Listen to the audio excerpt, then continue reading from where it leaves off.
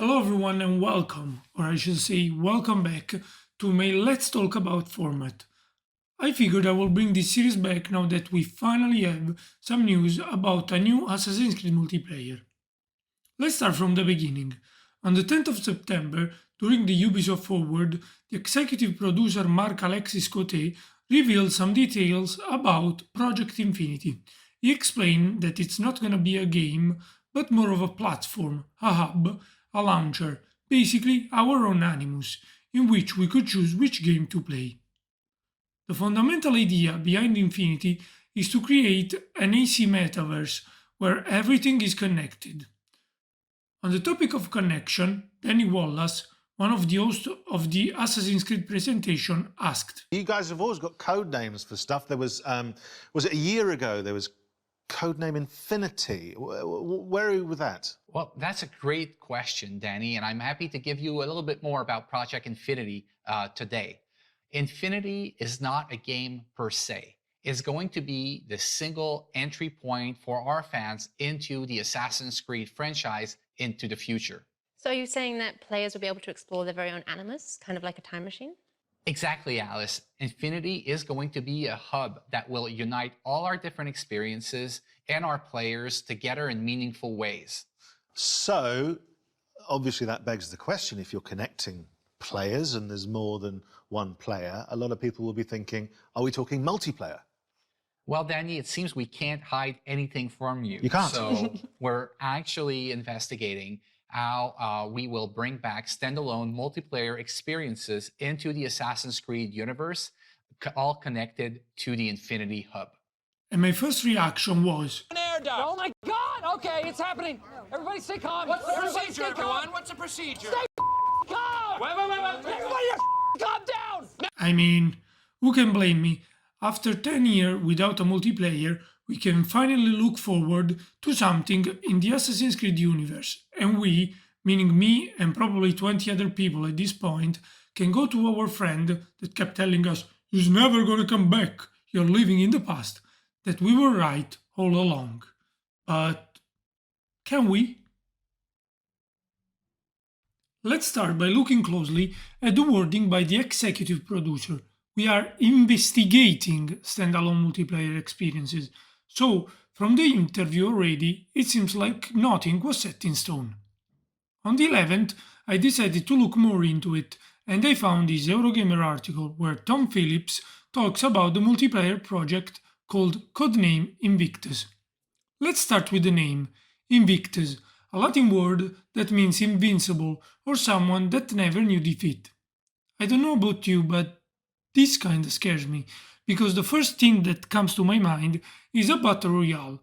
I hope it's just a bias due to the saturation in that genre during the last years. I really hope I'm wrong, or I'm actually gonna cry. Anyways, let's go back to the article. Speaking this week in Paris, Assassin's Creed boss Marc Alexis Cote revealed a presentation slide for Invictus, full of artwork showing past Assassin's Creed protagonists as well as enemies, such as Odyssey's Minotaur. This is also confirmed by Steven Totillo, co-author of Axios Gaming, who tweeted, "During the Assassin's Creed presentation in Paris, producer Marc Alexis Cote showed a slide for Assassin's Creed Invictus, more of a conceptual image showing Cassandra, Evie, Ezio, Cesare Borgia, maybe Atam, and a Minotaur guy, all familiar art. Implication it might involve classic character." He also asked about the setting, and Mark replied, "I won't talk too much about it, but no, there isn't a specific setting." The previous implication gets reinforced when we read this part of the Eurogamer article, where Tom Phillips was able to ask if the artwork was representative of what we might see from the experience, and Code confirmed, "Yes, it's part of our creative intention to bridge the different Assassin's Creed games together in a multiplayer experience that's in part inspired from what we've done in the past." So, what does this mean for the future of the multiplayer? It seems like that the core concept that connected the multiplayer with the main story introduced back in Brotherhood got completely trashed. Once you enter these machines and the transfer is complete, you will have the skills necessary to crush the remnants of the Assassin Order, ending this war once and for all. Does this mean that we will get a co-op mission system like in Assassin's Creed Unity?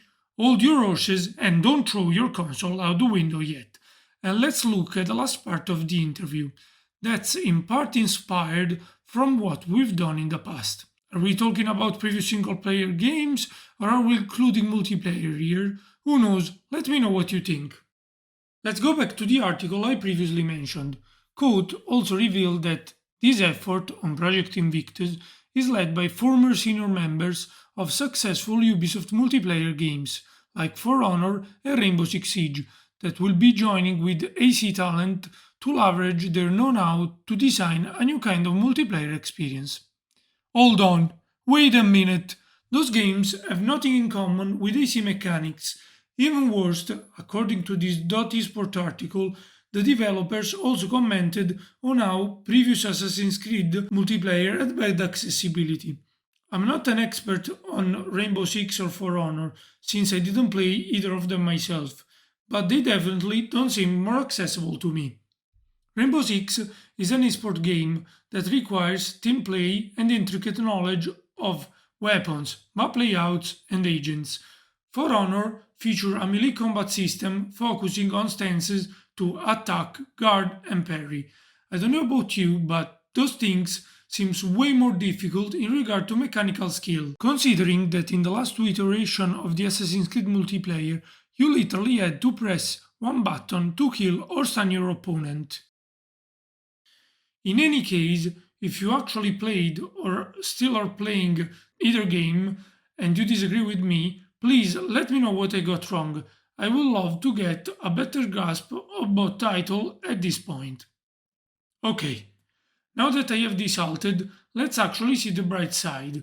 We have two ongoing multiplayers, almost 7 years for Rainbow Six and more than 5 years for For Honor, so we're probably going towards a stable multiplayer, instead of the throwaway formula that we had in all the previous titles, where we had support and balanced, quote unquote, just for a year, and after that they moved on. I guess the only attempt to get a lasting experience was with the GameLab mode in AC4. I mean, we had to make do with it for 10 years, so mission accomplished, Ubisoft, I guess. Rainbow Six is actually an esport game, therefore it should be at least fairly balanced, I hope. Again, if you're knowledgeable about this topic, let me know. On top of that, it got nominated for a lot of awards during its life cycle. When I read that For Honor and Rainbow Six were mentioned, I immediately started searching who was the developer of the old AC multiplayer, and it seemed that the answer to my question was Ubisoft Annecy. The problem with that is that Annecy is not involved with either For Honor or Rainbow Six. That doesn't mean none of the developers who worked on the previous Assassin's Creed multiplayer will be involved in Project Invictus. Of course, I just hope they keep the fundamentals of the old multiplayer and they improve on them. Last but not least, let's speculate about the release date. We know that Assassin's Creed Mirage is going to release in 2023, so Project Red and Project Invictus are going to be released in 2024 at best. Considering that Invictus is going to be hosted on the Infinity platform, 2024 seems an optimistic date for its release. Also, in an article on Portugal Post English written by Hazel, we can read: Marc-Alexis Cote told VGC that Assassin's Creed Red and Assassin's Creed X will be released for PC and console only for the PS5 and Xbox Series. He went on, and I quote, "We want to signal a shift in technology and gameplay as we transition into a true new generation, or current generation so to speak, with PS5 and Xbox Series. So I guess you have 2 years to get your hands on a next-gen console or an upgrade for a PC if you need." And with that, my friends, we can wrap this video up. I hope that the information that I gathered was helpful to clear the future plans for the Assassin's Creed multiplayer a little bit.